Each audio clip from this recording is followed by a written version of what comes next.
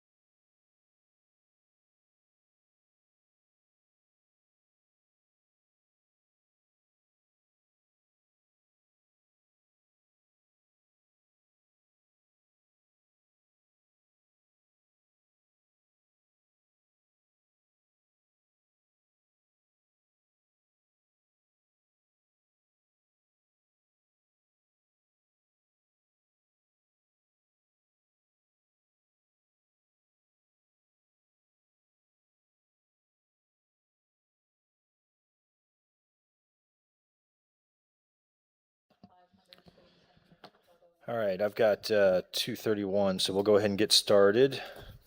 I know it looks like I know we're supposed to be expecting Shanda Ryan to show up, so she may just be caught in the weather. Today is Tuesday, June 16th, 2026. It's 2:31 p.m., and we are here for the local Restore Council meeting. We'll call the meeting to order, and we'll start with roll call. I know Commissioner Smith is not here. Jeremy Tompkins. Here. Trinity Colburn. Here. Tim Wheat. Here. I don't believe Ken is here today. Dave Rabow, not here. City Manager Ed Spears. Here. City Administrator Samantha Abel. Here. Operations Manager Eric Saib. Here. All right, and I see Shanda Ryan is still not here yet. But we do have a quorum. We've got 7 of us present, so we'll get the meeting started. I trust everyone's had an opportunity to look over the minutes from the December 2nd, 2025 meeting. Are there any concerns, questions, comments?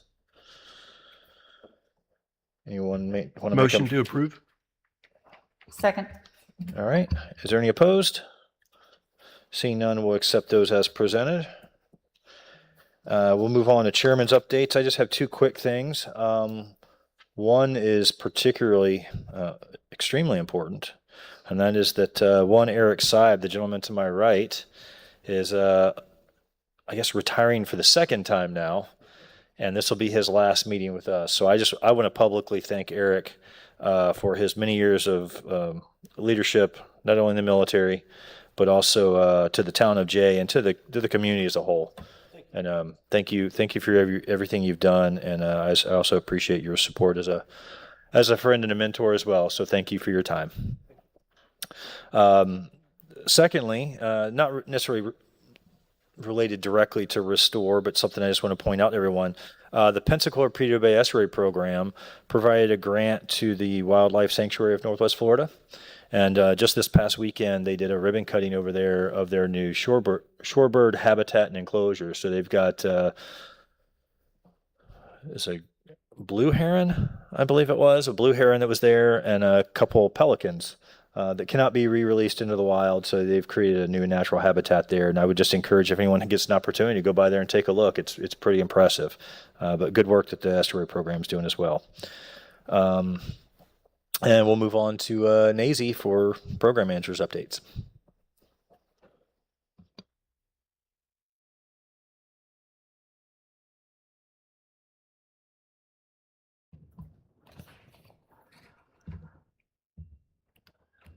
Give it a moment.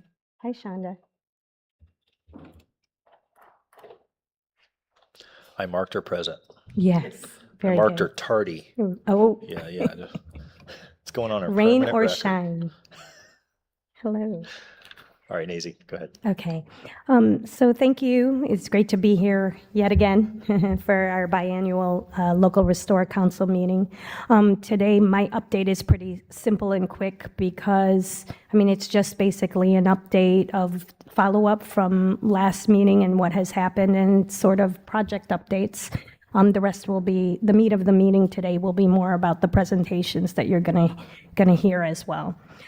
So basically, since we last met, we we amended the multi-year implementation plan, had a draft of amendment number 3. We submitted that to Treasury, and it was formally accepted.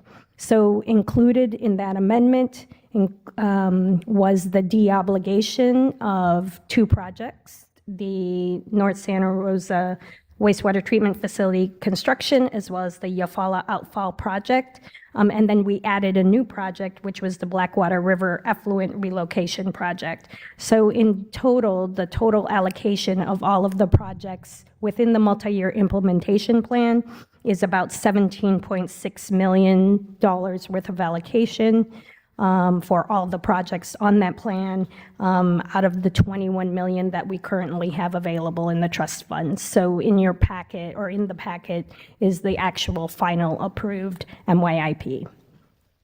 In addition, we also had a site review from the U.S. Treasury. They came to visit in March, and they came to visit the Tiger Point wastewater treatment facility expansion project in the city of Gulf Breeze, because that project is nearing completion. So congratulations, city of Gulf Breeze. The results were great. Treasury was impressed, and we were in full compliance. So the letter it's in the packet just shows that. So, you know, those is very hard to do. So congratulations, City of Gulf Breeze, to be able to be in full compliance of that review. Also, we, just so you know, for the purposes of understanding our process, every year annually, Santa Rosa County has to go through a form of a risk assessment with Treasury. And so what we have to do is we have to submit an operational self-assessment. This is for informational purposes for everyone to understand. It's just a survey to all our different departments, and that's underway to ensure that we have all the internal controls. And it's really a self-assessment, and then we submit that to Treasury. So that's due at the end of the month. I just wanted everybody to understand that that is part of the process. And sometimes when we have subrecipient agreements, or every time we have subrecipients, we also have to undergo or actually initiate a risk assessment and update risk assessments for our subrecipients. So it's kind of a ripple effect. And then our next steps with the direct component is to submit 3 applications. So I'm hoping to submit them by the end of this year before we meet again, hopefully, which is the Blackwater River Effluent Relocation Project, the Rattlesnake Bluff Sediment Reduction Project, as well as the Navarre Park Water Quality Enhancement Project. And those are 3 that are currently on our multi-year implementation plan.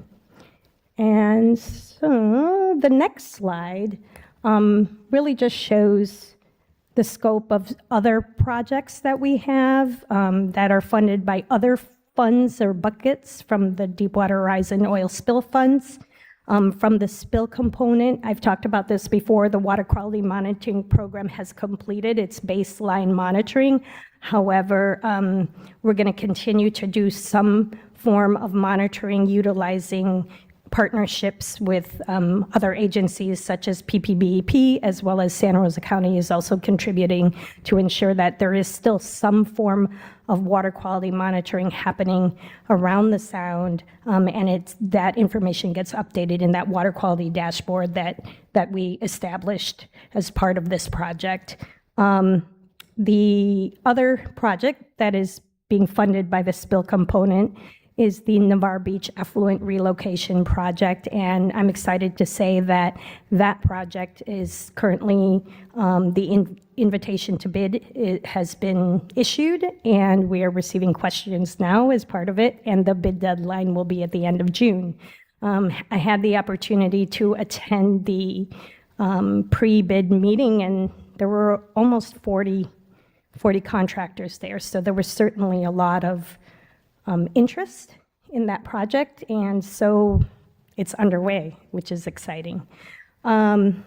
The other 2 projects that are funded by the Restore Council, which is the Florida Priority list 3B include the Pew Gully sedimentation design portion, which is basically a Pew Gully restoration project. It's about 30% complete related to the design, and we are hoping, we submitted a phase 2 project idea request for actually the NERDA Deepwater Horizon funding to potentially fund the construction portion or the phase 2 portion of that Pew Gully sedimentation reduction project. So we are looking ahead related to that project. And then the other project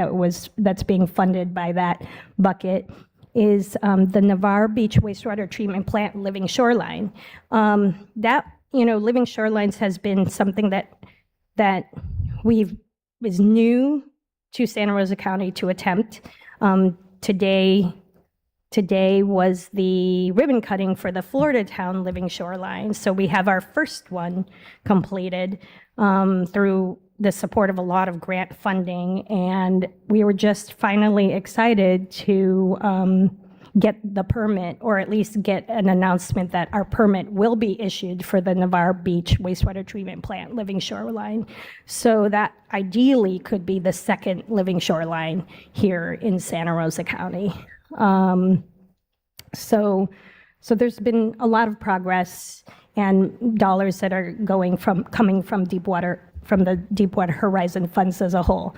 And then lastly, the other two projects is funded by NERDA Deepwater Horizon, and we're in phase 2 of the artificial reef program. The first part of it was deployed here in Santa Rosa County. The second part is being deployed in Escambia County. And the septic to sewer program has just kicked off, and I'm not going to say too much about it because we have Jacobs here, Jacobs Engineering, who's the project manager, and will be giving some information about that. So the good news is that, and as I was trying to do an assessment, the total amount of Deepwater Horizon funds granted to Santa Rosa County since 2017 has been over $43 million, and that's direct funding to Santa Rosa County. That does not include being part of other collaboratives that has been a part of Deepwater Horizon funding, and that does not include Triumph funds, which is also a result of the Deepwater Horizon oil spill. So this is just our county. Imagine the full impact that the funding has had throughout the state of Florida, and particularly the Panhandle. So I just wanted to kind of remind ourselves of this wonderful opportunity that we have had, and understanding the breadth and the scope of the full amount of dollars, especially now that's been available to us, and that we're not going to stop there. We want to continue to move forward, and by moving forward, there's been new allocations from the Restore Council to the state of Florida for water quality improvement programs. And so we want to continue to take advantage of that, and we want to continue to take advantage of submitting project ideas under the NERDA Deepwater Horizon funds. And then I guess for this council to just begin to think about the last 5 years of this program. And I know that many people have been a part of it from the very beginning, and we've done many different types of strategies to utilize the funding in a very appropriate way and allocate the funding in a very conscious way. So I would just say, after we get some of these projects underway, start beginning to think about how we look at the last 5 years of this opportunity, because the processes take a long time. So yeah, that's pretty much the meat of my presentation. And so do you have any questions, comments? I'd just like to say thank you for the work that y'all have done on Florida Town, from someone that uses that area and goes down there and fishes and does that type of stuff. It's an amazing thing that the county has done and that this project has been able to do. I see more and more families down there, so it is in essence what we're trying to do in bringing back the habitat where the shorelines are and trying to increase water quality. Y'all have done an amazing job with that, so I just want to say thank you. And I would just give a lot of that credit to the persistence of the environmental department's team, because it's very difficult to go through that whole process, particularly the permitting process, because it's very new as a concept. And so it's, we appreciate the support. Yeah, and thank you for bringing that up. I apologize. I should have said that during Chairman's updates. I wasn't able to attend that ribbon cutting this morning because Shanda and I were out at Eglin Air Force Base for a change of command. But I understand Commissioner Burkett was there, and I understand it's quite the. It's good that we finally got that done. Yeah. And hopefully that's just the beginning of many in the county. Are there any other questions for Nazy? No? All right. Well, I guess we'll move on to presentations. Thank you very much, Nazy. Thank you. All right. Up first, we've got Matt Posner from the Pensacola Prairie Bay Estuary Program.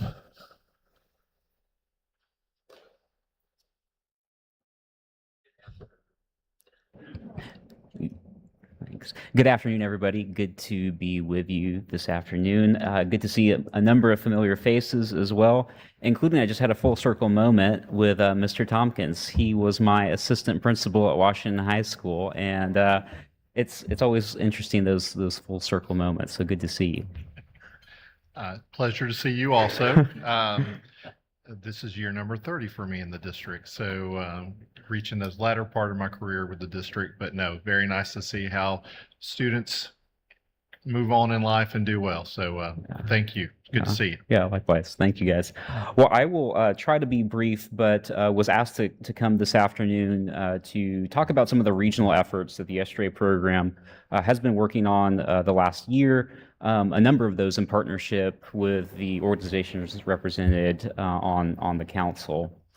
For those that aren't familiar with us, the Estuary program was established back in 2018 as an outcome of the Deepwater Horizon oil spill. Our mission is focused on education, restoration, and monitoring and research across these watersheds that stretch from Baldwin County in Alabama in the west to Okaloosa County in the east and everywhere in between. In total, between these two watersheds, we cover over 8,000 square miles. It's a lot of territory to cover. Most of our focus has been in the coastal area in Orange Beach and over to Northwest Florida, but we do hope to continue to see that effort grow further up into southern Alabama as well. I don't expect you to be able to read all of these funding opportunities, but I did want to give just a snapshot of all the funds that have been pulled in since that 2018 period. And it looks like my total line got cut off the bottom, but that is somewhere on the order of $40 million secured by way of the Estuary program directly and in partnership with other organizations. I think I just misstated. $60 million, I believe, is what it actually is.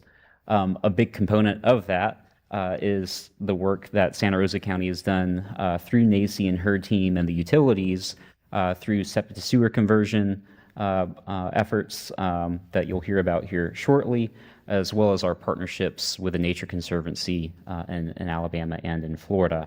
But a number of these projects are funded either wholly or in part through Deepwater Horizon restoration funds, many through the same funding opportunities that NACY previously mentioned. So I do want to give just a snapshot of a couple of those efforts. I mentioned we focus on education outreach, restoration, and monitoring and research. A couple of those snapshots for education outreach are summarized here on this slide. That covers everything from our summer seagrass sleuths that Samantha is running for us. That's a great family educational program where we go out to Shoreline Park and some other coastal parks in the region and really get kids immersed in the coastal environment that many of us were fortunate to grow up with. During the spring and fall periods, we also host restoration rambles. These are great opportunities to get the community out and engaged with the restoration initiatives that either the estuary program or our partners are implementing across the region and get them connected with the practitioners that do this work every day to understand why do we care about longleaf pine forest restoration, or what is entailed, what is involved in a large-scale stream restoration project as well. And that carries forward into a new opportunity that Sam will be leading for us, which is focused on a bay-friendly living campaign. So again, we're all fortunate to live in Northwest Florida, but with that comes an enhanced responsibility for the protection and stewardship of these natural resources. So this initiative will really focus on expanding the ambassador network and Florida-friendly landscaping activities for the private sector. We've continued to expand our community science initiatives. One that we have just taken on is our Eyes on Seagrass program. This has been an effort that Florida Sea Grant has been running for the last decade or so. And with one of their members retiring over in Escambia County fairly soon, the estuary program is taking the baton and continuing on and building on that great effort that they've started. The work through this Eyes on Seagrass program, which does involve the community at large, citizen science, that effort will fall into our status and trends to see how we're performing with seagrass restoration and recovery, and that, by extension, informs our resource management decisions in the region. On the restoration front, there are a number of efforts ongoing, primarily within Escambia and Santa Rosa counties, but we do, again, have work over in Okaloosa County and in the city of Orange Beach as well. Quick three that I wanted to highlight just for reference that I think would be of interest to the council is the Pensacola Bay Oyster Restoration Initiative. On the screen, you'll see a digitized map of the historic oyster reef extent throughout this system. Everything in green, those green polygons, represents oyster reefs that were mapped in the early 1880s. What you'll see in the blue and hot pink is what remained in 2010 and 2021. And you can see that blown up here. This was a mapping effort that was done after the Deepwater Horizon oil spill in 2010, where it was estimated around 980 acres remained in the system. But by 2021, we had lost an additional 500 acres, and we're down to approximately 480 acres in this system. In our State of the Bays report, updated last year, we identified oyster habitat extent as in a state of critical condition in this system because of that lost substrate. And not to get into the weeds about the reasoning behind that, but it can be summarized as a multi-factor event. We have a lot of sedimentation in this system, but also following the Deepwater Horizon oil spill, there was an effort to collect every remaining oyster in this region and across Northwest Florida and into Alabama as well. And that effort, not by any impact from our local harvesters, but from maybe some groups outside the region, came in and destroyed the vertical relief that is necessary for the sustainment of this habitat type. So today, where that leaves us with, when the estuary program was getting stood up back in 2018, there was a partnership with the Nature Conservancy to really focus effort on the recovery of Pensacola Bay oysters. Everybody probably has heard about the Apalachicola Bay collapse and recovery, or efforts to bring back that recovery of the fishery. But based on analysis that's been done over the last 5 or 6 years, it was understood that there was a tremendous amount of opportunity to bring back oysters in the Pensacola Bay system. So we fast forward, as we developed our management plan back in 2022, we established a goal to restore 1,500 acres of oyster habitat in the next 10 years. We were fortunate to secure a $10.9 million grant from NOAA through their Transformational Habitat Restoration Program. And then most recently, a $10 million grant from the National Fish and Wildlife Foundation to kickstart that recovery effort. So where we are today is we have just finished out 30% design. Those yellow polygons in Escambia Bay and East Bay represent phase 1 locations, and the green polygons represent areas that we are looking to focus on for phase 2 plus.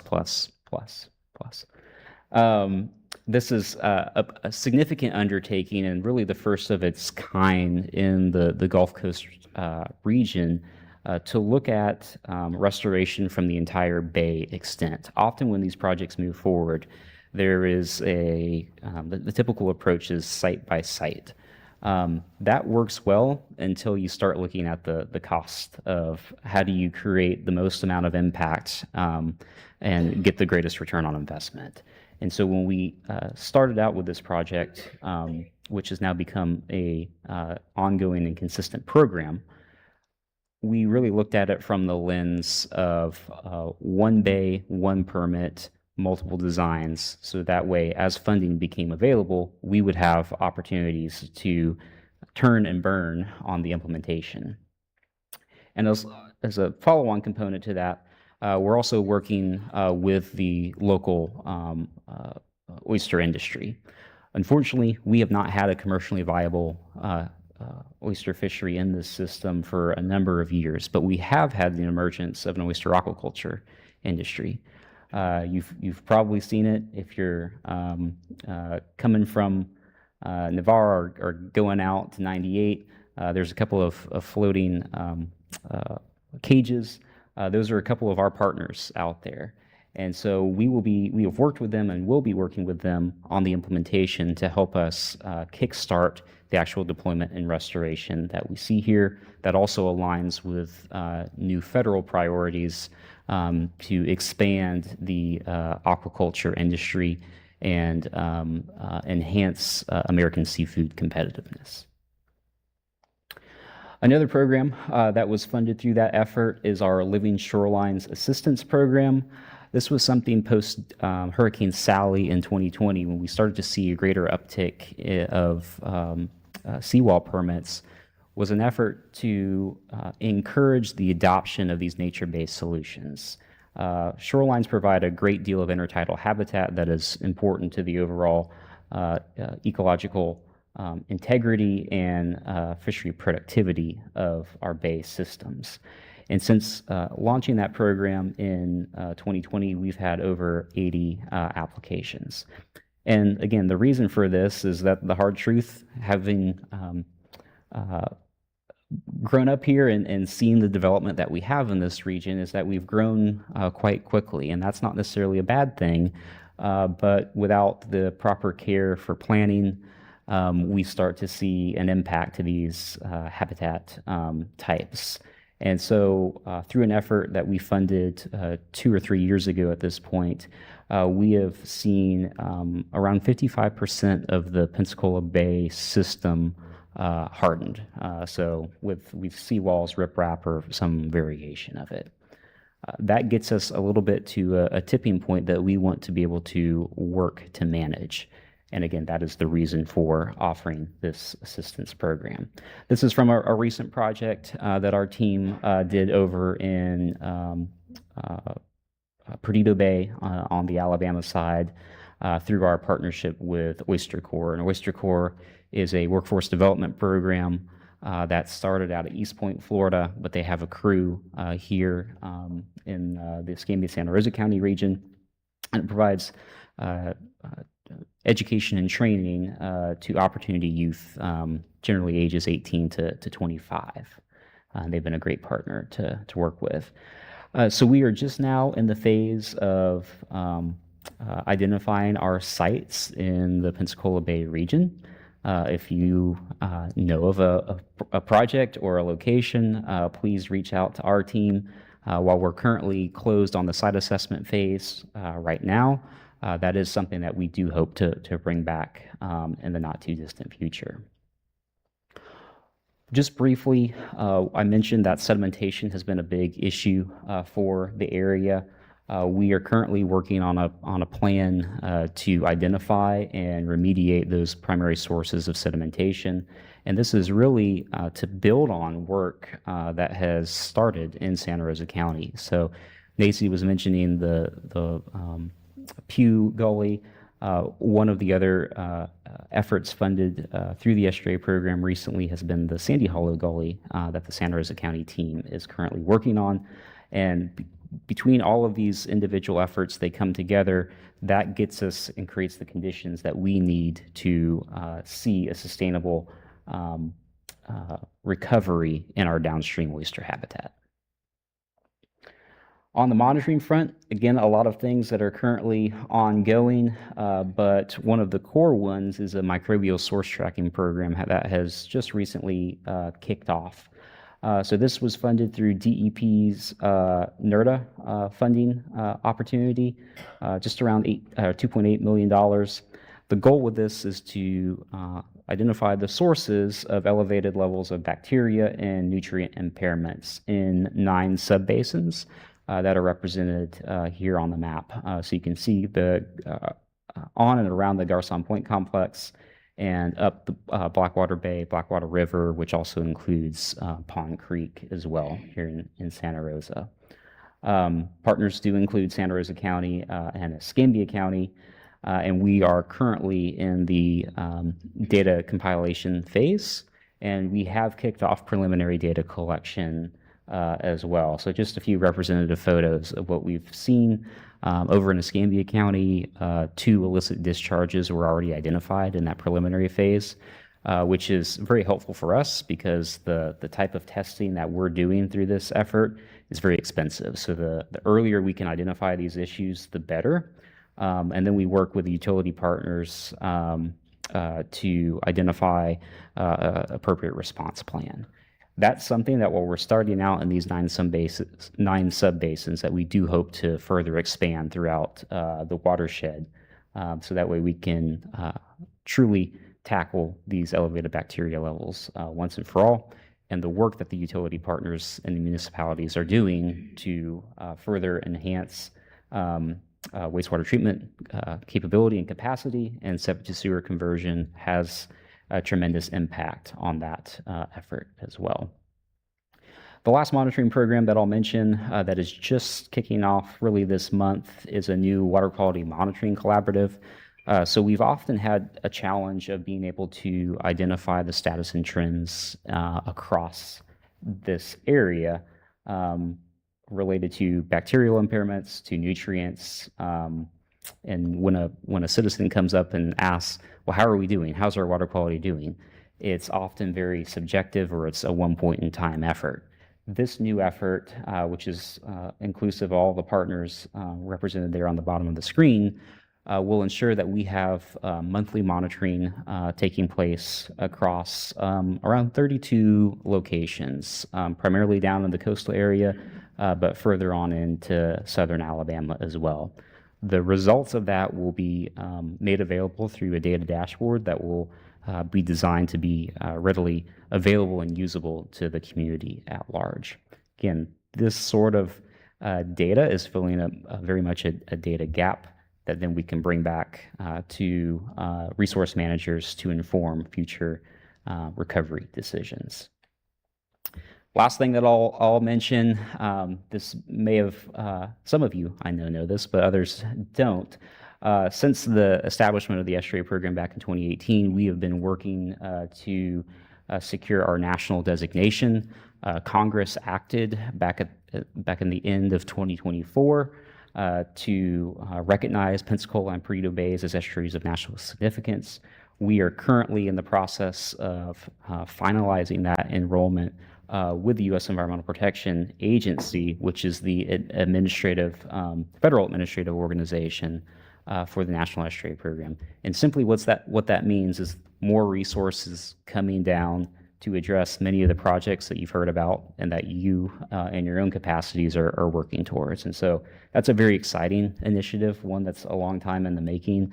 And there's been some confusion in the past that will this increase federal oversight or regulation for the area? It does not do that. It is under the lens of cooperative federalism, which we fully expect to carry through and create some additional returns for us in this system. So that's what I had. I said a lot, but happy to answer any questions you may have. Otherwise, appreciate your time. Matt, quick question for you. On the annual impact reports, are these copies that I can give to everyone here? Absolutely. Okay, I'll pass these down. And I can get you more if you need them. Yeah, that would be good. Thank you and the team. I see Sam is here. You can introduce her if you'd like, the outreach coordinator. Some of you may have heard me talk about the program before. I can tell you that for myself, and I think I speak for everybody that serves on the Pensacola and Perito Bay Estuary Program on that board. The consensus from everyone is it is certainly our most favorite board or council to serve on, because I think it's been the most effective and the most collegial across the entire region, and the most effective on actually really truly getting things done. So hats off to you for your leadership. The National Estuary Program designation was a huge, heavy lift that you've been toiling over for many years, and we're right down to the wire on finally getting hopefully the federal funding that comes with that, just to help sustain the program. And I look forward to that big announcement. But just hats off to everyone on the team. Are there any questions or comments from anyone for Matt? All right, you're getting off easy. All right, thank you.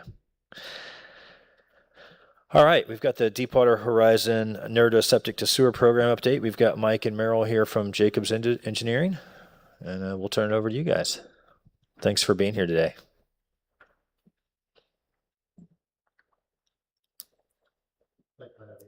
Well, now Sam gets up. Push the button at the base. There you go. There we go. That sounds better. Yeah, thanks for having us. Brief presentation today about the Septic to Sewer Program. We're honored to have been chosen to be the project manager for this project. Great project. It's has been a 99% feel-good project. There's a few that are not happy because the project's not big enough and doesn't include their house, but that was to be expected, and we knew that was coming. But it's going to be a great project with measurable results and good results. So, wanted to talk briefly about where we are. Project just started. We are working with our utility partners on the subrecipient agreements. 3 or 4 of them are completed, and the 4th one will be done coming up here with the board meeting in July for the last one. We've put together some really good information. As we all know, there's no such thing as too much information to the public, too much public hour. There's no such thing. Somebody's not going to get information, they're going to say they didn't or what have you. So we're going to go out of our way to make sure that that happens. We've gotten great support, echoing your comments, Colton, we've gotten great support from the estuary program through Sam's work here on the public outreach information. You have some of that in your packet too. We put some of that there, some door hangers, I think it's the door hangers and postcards that we put up there as far as what the public's going to see. Those are sort of a template, or they are a template. The utility partners' information will be filled in to kind of fill in the blanks as far as how to sign up, when it starts, and it's going to be very specific to that utility provider because it's a kind of a phasing in. We've got one of our partners, Pace Water System, that is sitting on go right now, and they're going to be the first one. They're going to actually go out for bid on the first part of the project in October, and that's exciting. they're going to kind of lead the way on this whole project. Damon's ready to go, and we're ready for him to go too.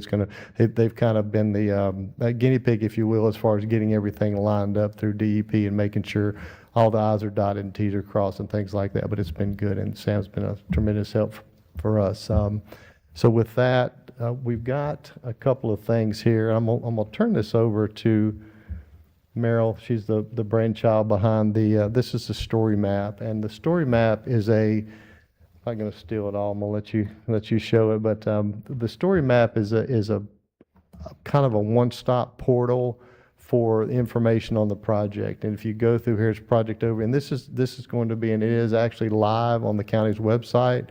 We'll have that link on all the public outreach information so that they can just click on that and go right to this. There's all the information concerning the utility partners is on there. All that's up to date. We've got information from the estuary program is on there as well. The most interest has been generated by this next feature right here, and that's the project area lookup. And it allows you to put in and you can actually put in any address in the world, I think, on here, and it'll take it. But if you put in an address that is in the particular, and you're going to show us that, Meryl? Okay, good. Okay, so that address that she just typed in, it's a ringer. We knew it was already in there, but it's in the project area. And when it's in the project area, it pops up and tells you who your utility provider is. So if the person is curious, I type it in as my address. And they probably already know who the utility provider is, but the information is right there with a phone number to say, hey, I can call this person and say what's the timing of this project, what's this going to look like. We also have a separate link to just that utility, the lookup tool that's going to be on the CAN's website. Well, in case anybody wants to just cut to the chase, they want to see the whole movie, they just want to go right to the good part, and they can do that too. And that's why we put some information on here that kind of describes the program and some other links on there as well. So there's multiple ways to get to the same information. A lot of it's the grant information, things like that are on there as well. We have a lot of frequently asked questions. There's a lot of project benefits. We spent a lot of time working on the frequently asked questions part of this to show just, hey, this is what's going on. Because there are some costs involved in this for some of the utility. It's different based on utility providers. Some of them are just a deposit. Some of them there's still impact fees or connection fees, but most of the project is going to be funded by the grant. It just depends on the utility provider. But all that's clearly spelled out and will also be reiterated again on that public information, the outreach information that the estuary program is doing for us. It would be specific to that particular program. Goes through the list here of number of connections, the areas, and at the very bottom there is a link. If you don't see the question answered that you want to have answered, there's a link, and you click on that link, fill out the questionnaire, it comes to us at Jacobs, and then we'll reach out and give them the correct answer, and it gives us the person's contact information, their name and address and all that, so we can kind of look up ahead of time if they're not in the program, or if they're close to the program, whatever it is, we can give them the information we need. So I'm going to let Sam address the community outreach, the public outreach part of it, because it's really good. She did a great job for us, far exceeded my expectation. I'm not a creative kind of person like that, but she is, thank goodness. So thank you. Good afternoon, everyone. My name is Samantha Pitts. I'm the Education Outreach Manager with the Pensacola and Purdue Bay's Estuary Program. We're a partner on this project with Santa Rosa County and Jacobs, and we'll be helping with the public engagement, public outreach, so working with the utility providers to actually get those property owners to sign up for the conversion project. So that could be, we're going to help with the initial project notifications through those postcards and door hangers that you have in your packets. But then also providing support at town halls, public meetings, and then doing some door-to-door canvassing if needed to help encourage participation for that project. So we're here to be a project partner to support whatever is needed, knowing that each utility district is slightly different and might need slightly different approaches in how we engage with their membership and their citizens. So really here to provide that background knowledge and the engagement expertise for the project. Thank you, Samantha. And also, we've already signed up for one set of town hall meetings at the town of Jay, and we'll do others as needed, because we feel like it's real important I want to engage directly, talk to the folks and say, hey, these are the events, because it's a great program. I wish it was available for my house. It is not, but you know, it's one of those things. It's a fantastic program. There's a lot of concern of, well, do I get another bill? Is it, you know, this is government intrusion into my life and things like that. And I think if we can overcome those initial fears and put those to the side and point out the tremendous benefits to that and being part of a, you know, it's really a big picture thing is what they're becoming a part of. And I think that's the part that Sam has been able to help us with. I know we blitzed through a lot of information here really quickly, and I feel like we talked fast, but don't want to spend too much of your time. But do you guys have questions you'd like? Because we're here. We're able to answer any questions you may have about this. Where's that lookup tool located? Okay, it's two places. It's on the county's website on that page, and the link should be right there. And also, it's a separate link on the county's page as well on the septic sewer program. It's on the, I think, Mike, correct me, it's on the left-hand side. Yeah, it could be on the left side. If you go to standardrosa.fl/septic-sewer, it takes you to the Yep. overall page, and you'll see it with link there. So there's two different ways to get to it. Is there a timeline for the different areas? You said PACE was ready to go. Yes, ma'am. There are and there will be. There's plenty of time as far. There's not like we're running out of time, thing like that. But they're going to be, as we get into this, the subrecipient agreements was task one. So once we get past that phase of this, and it's based on the individual utility providers, but PACE they'll be far out ahead of anybody else. Probably, I would say almost a year, maybe, or at least 10 months out ahead of anybody else. What caused that?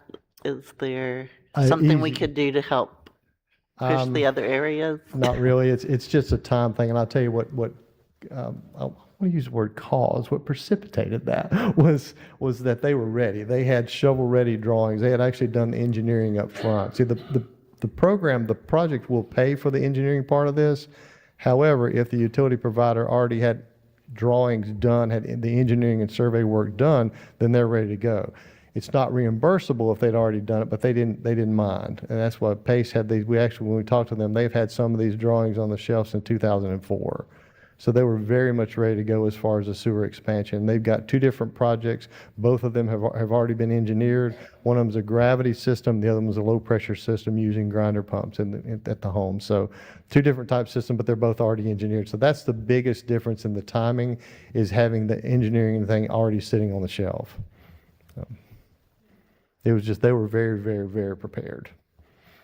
Anxious even. Any other questions? Yes, ma'am. Maybe a comment and a question as well, but I can just answer Ms. Shanda's question as it relates to Gulf Breeze, and that is that we are not ready. And so I don't. That's okay. Yeah. So and Nancy understands that as well. Just as it relates to the capacity of our plant, and then also our septic to sewer, the communication element of this has to really be, methodical, and the timing is really important.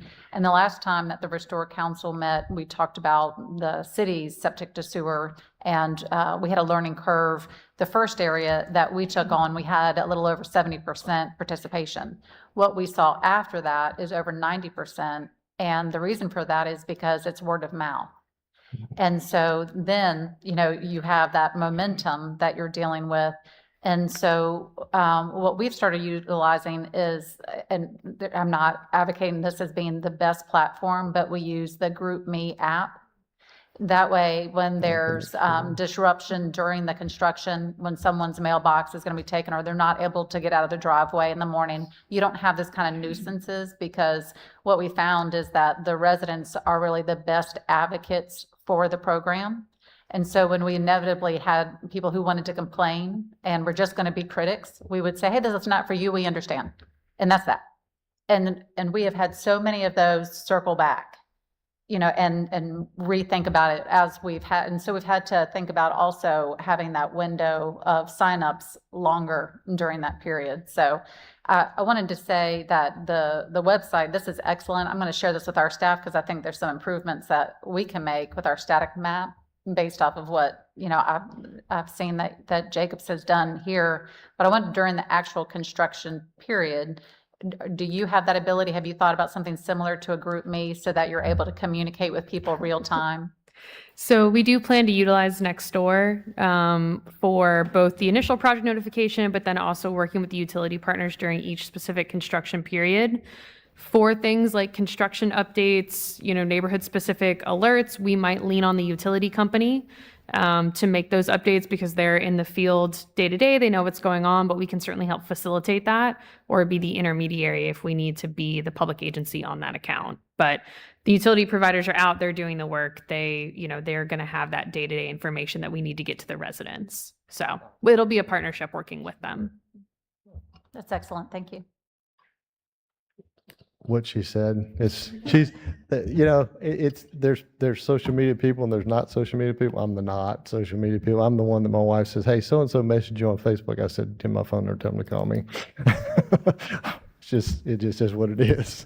But no, I think that you hit the nail on the head as far as there's no way to give too much information out to the public, and you have to make sure that they completely understand what the process. It is a great program, but if you say, there's such a way to if you tell somebody happy birthday the wrong way, that might not make them happy. So you just got to present it correctly, and I think that's where the estuary program has come in super handy as far as being able to do that and present it in a colorful, exciting, nice way that presents it well. So. Thank you for your questions. Any other questions? Any other questions or comments? All right, we appreciate you giving the presentation. Thank y'all very much. Yeah, no doubt, septic to sewer is it's an exciting thing. It's a good thing, but it sometimes it's in the eye of the beholder, right? Sometimes it gets twisted and turned and it becomes a negative, which I still, it baffles me. But I think it does go back to there's some lessons I think we can all learn about messaging. Before we move on to public comment, are there any comments from the other Restore Council members about anything that you want to discuss or that's Restore Council related before we move on? Mr. Chairman, I can give you an update on our wastewater projects real quick here. We have a permit in hand for the plant itself. We have a permit in hand for spray field number 1. For the pump station, the permit, FDEP says they are ready to issue a notice of intent. For spray field number 4, the permit application is with FDEP, and we're in request for additional information number 1. With that, we've issued, or about to issue, a notice to proceed for site clearing. I unfortunately have to evict some squatters on our property. We have about 9 gopher tortoises that we have to gently remove. Matt, if you want to come get them, we'd appreciate that. We expect the bidding for spray field and pump station this summer. And just recently, our city council committed all of our eligible reserves to serve as match for grants. So we're moving forward as fast as we can. That's outstanding news. I'm glad to hear that. Anyone else? All right, we'll open up for public comment. Is there anyone in the public who wishes to speak? No? All right, then I guess we need to discuss next meeting options on a date. This would be typically a December timeframe. Unless Nazy, you have a suggestion that we need to meet before then for any reason. No, I think it's really up to you all. Biannually seems to be okay.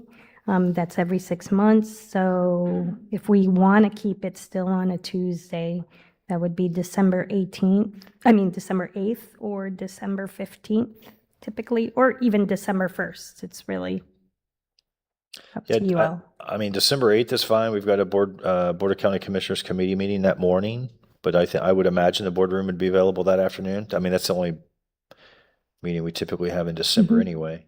Does anyone else have any feedback as far as a specific, the 1st, 8th, or 15th, if any of those days are better for anyone?